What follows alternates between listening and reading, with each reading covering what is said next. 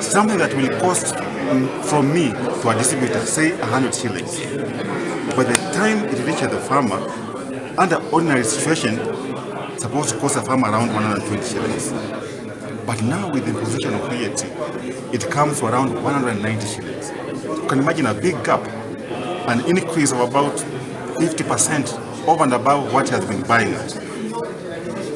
So what does that do to a farmer who at the moment are struggling to leave some money to put in farming? Now if he cannot afford to buy that product that can assist him to control pests and diseases, it means he either, the option he has, not to buy it, or he can buy only little, and that little, the implication is it will not be effective. So he actually is like doing nothing. So, and what does that do to now agriculture in Kenya? So you can imagine every farmer not going to use this product. Agriculture is going down, and it means our food security become compromised. So that is the effect. I'm just talking about the pricing.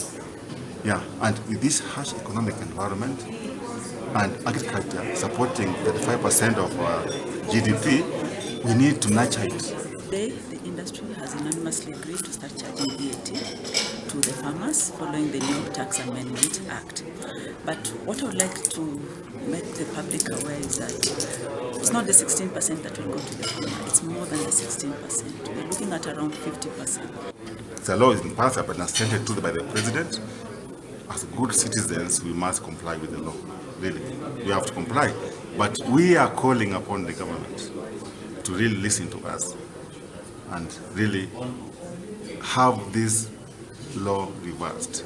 We would want to be at zero rated so that we don't burden that farmer. Because as a business person, I charge. It will not affect me, but it's going to affect this country as we are touching the nerve. Agriculture supports the economy of this country. So we need to redevelop.